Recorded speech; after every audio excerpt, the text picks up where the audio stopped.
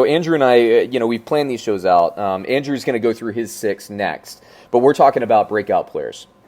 And as Andrew knows, Andrew's going to be editing the Fantasy Football Almanac this year, which hopefully we're going to get it out sometime in April. I was shooting for April 1st. Here's a little update for you, Andrew. I'm significantly behind, but not too bad. I caught up a lot this week. But the good news is I'm through the stats and I'm through the projections, so now I just have to write up. And that's usually the fastest part. But in doing so, I have selected my 6, yes, pick 6, right? The 6 bounce back candidates for 2020.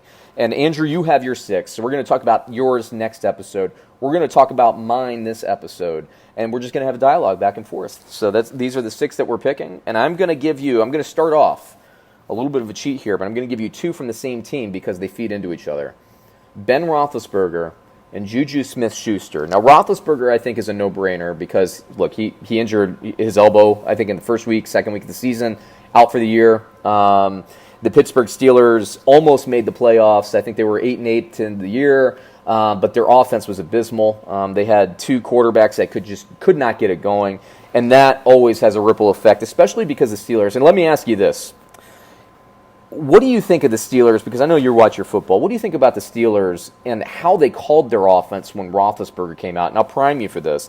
I felt like they should have gone run first to help Mason Rudolph, and I can't even remember the other guy's name anymore. I think they should have gone into a little bit more high percentage, but they just kept passing the ball downfield. Do you have any thoughts on that? Yeah, so their offense as a whole was basically a mess. Yeah. They had a lot of injuries again. James Conner got hurt, JuJu got hurt. I think they were really just trying to what gives us the best chance to win. Mm-hmm. How can we just generate any type of points? Yeah. Play really conservative. Try to play to the strengths of the quarterback. So Mason Rudolph does have a good arm. I think that's one of his, Sure. better qualities. You have a receiver like James Washington who can take the top off the ball, and he kind of was solidified to be like a number 1 guy, which he really shouldn't be.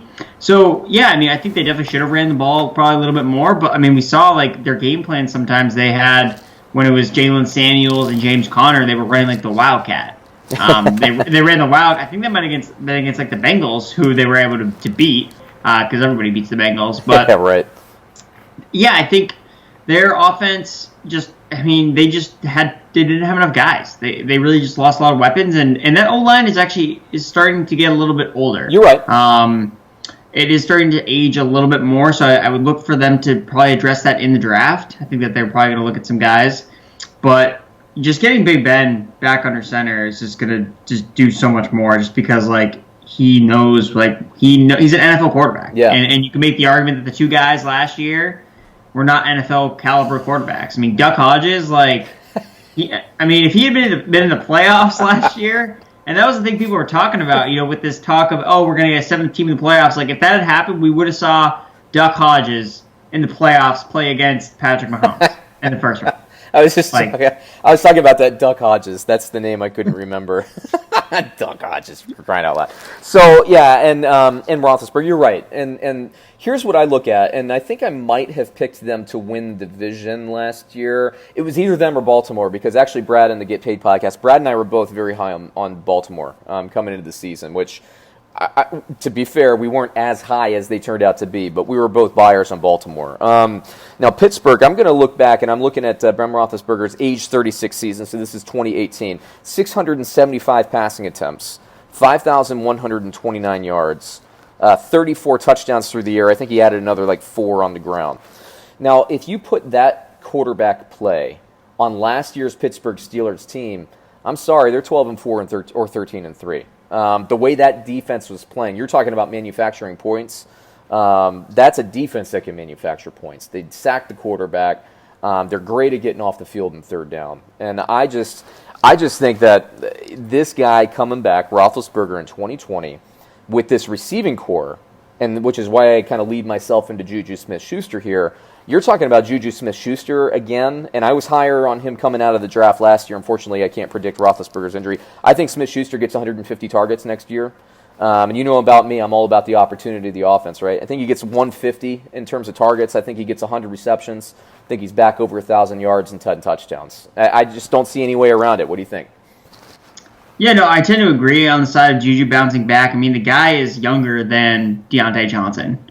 Like, That's people crazy. don't realize how young he is, and for him to just totally break out as a rookie, at his young age, was right around like 20 years old. Yeah. Like, that is crazy. So we know the talent is there with Juju. He was hurt last year. For me, it's really less, hey, just kind of throw it out and take the discount, take the slight discount you'll get. I mean, he was going, people were taking him in the first round last year, second round, as he could be the wide receiver number one. Right. And I really don't think it's fair to really put him as like, oh, well, he couldn't get open with no Antonio Brown. And honestly, you look at his one game with Big Ben, which was against the Patriots in week 1, he had a pretty solid game. He had like 75 receiving yards against the Patriots and Stephon Gilmore. So obviously that's one game sample size, but I think a pretty tough challenge given what we saw from the Patriots last year. Right, exactly. And I think that, they're talking about, oh, well, he can't get open, with other receivers. But, Deante Johnson is another receiver that, took steps. So, perhaps, Deante Johnson also kind of emerges. I'm really more on the Deante Johnson side than a guy like James Washington. So it wouldn't surprise me at all to see Juju kind of get back up into that wide receiver 1 territory and be Big Ben's guy. And to that point, and we'll move on to the next one. But you touched on a really, for me, a great topic there, and Deante Johnson and James Washington, because I like both. And I just came out, I think, with on the YouTube channel a video of like the if you're in a dynasty or deep keeper, which ones do you target?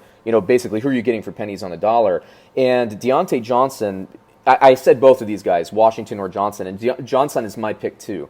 And I think what kind of solidified that for me is last year, again, with Duck freaking Hodges, and with the other guy, Mason Rudolph, right?